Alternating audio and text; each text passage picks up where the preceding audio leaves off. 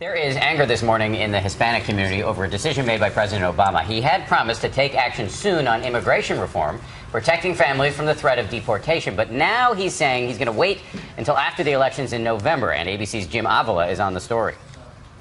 A 6-year string of promises to reform immigration delayed again. The White House confirming the latest promise made in June in the Rose Garden for the president to act on his own, no longer in play. Today, I'm beginning a new effort to fix as much of our immigration system as I can on my own, without Congress. A vow reaffirmed as late as last Friday in Wales. In the absence of action by Congress, I'm going to do what I can do within the legal constraints of my office, and I'll be making an announcement soon. But soon is now after the November elections, way past the summer deadline promised, and Hispanic voters, so important to the president's 2 elections, are feeling betrayed again.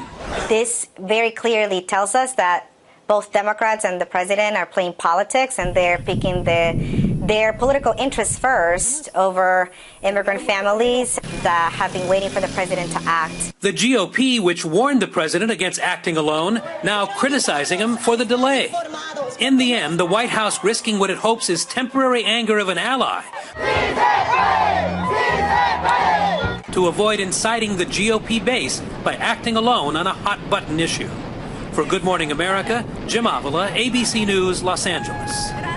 It's a hot issue, as Jim said, so let's bring in the host of ABC's This Week, George Stephanopoulos. Good morning, sir. Good morning. So is this move by the president, is it a broken promise, smart politics, both? It might be both, but the president really had no choice on this one by the end. I mean, he was getting so much pressure from Senate Democrats who were telling him, if you do this before the election, Democrats are going to lose the Senate. He saw that, and he said, listen, I just can't go forward right now. And the White House is calculating, I think, as Jim was suggesting, that if the president does indeed go forward after the election, all the fences will be mended with the Latino community. But there's the real question.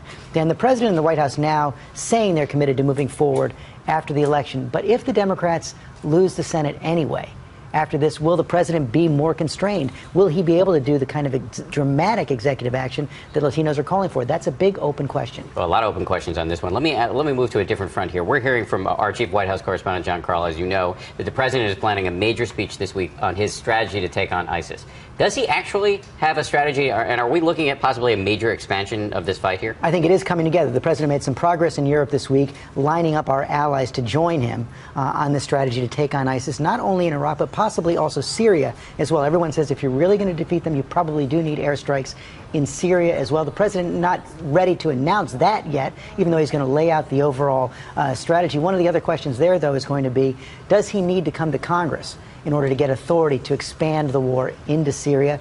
Many Republicans calling for that, some Democrats as well. But again, coming before the election, this might be too much of a risk for the president to actually go to Congress and ask for that authority. A major speech coming up this week, George. Thank you. And we should say that George has a big show this morning. He's going to be talking to Senator Ted Cruz, a potential presidential contender and a major critic of the president on both immigration and ISIS.